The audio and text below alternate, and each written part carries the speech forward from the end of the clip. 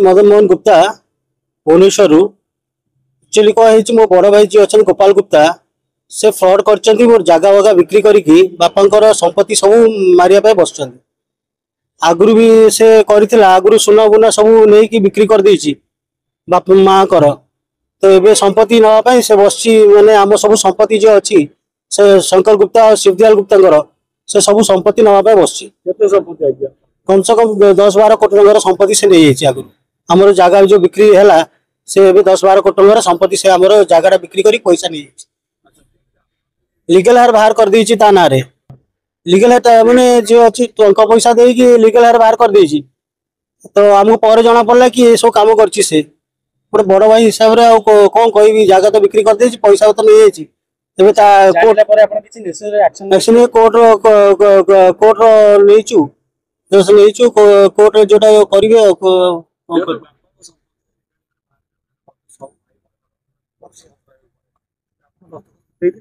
दस देनी से माने भीतर पटे सब पैसा पैसा देकी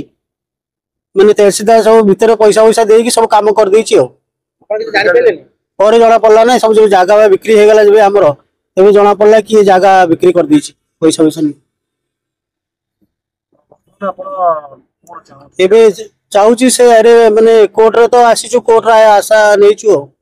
कि हमर संपत्ति ता जेमते रिटर्न हे जो माने सहयोग करछथि सेमान कोर्ट जोटा करबे आम कौन करें कोर्ट अच्छा आईन पूरा छाड़ दी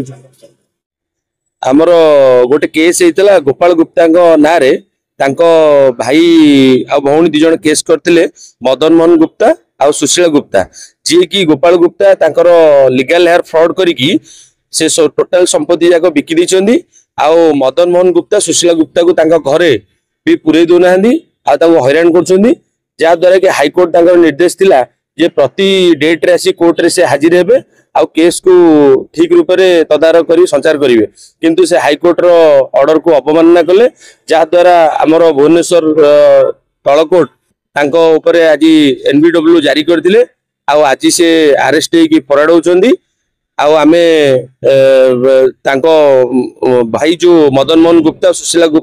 गुप्ता जी तांको भाई भौणी अछंदी आम भाबुछु आगु को न्याय तांको निहाती मिलिबो जहाद्वारा आज कोर्ट गोटे भल डिसीजन नहीं संपत्ति पाखापाखि 10 ରୁ 15 कोटी टंका हम बोली आम अनुमान करछु जेहेतु बहुत बड़ बड़ प्याज थिला आउ सी टोटाल बापा चलिया लीगल हेयर सिंगल लोक ना काटी देछनी जोटा कि दी भौणी की भाई और भौणी की से काटी देछनी गोपाल गुप्ता ना सिंगल लीगल हेयर काटी से टोटाल संपत्ति बिकी देछनी आ जो माने भी से प्रॉपर्टी किनी छंदी मु तांको अनुरोध करिवि से फ्रॉड रे न फसी वर्तमान तांको पाखर जाई कि से गुहारी करंतु कारण आमे आ पर स्टेज भी आमे जिहांती जिबु से ऊपर को किंतु जो माने फ्रॉड शिकार होती जो माने तांको किनी गोपाल गुप्ता जो माने प्रॉपर्टी किनी से माने वर्तमान तांको प्रॉपर्टी ठीक रे किनी कि नहीं से माने तदारख करंतु कारण से लीगल हेयर फ्रॉड करके प्रॉपर्टी बिकी छन।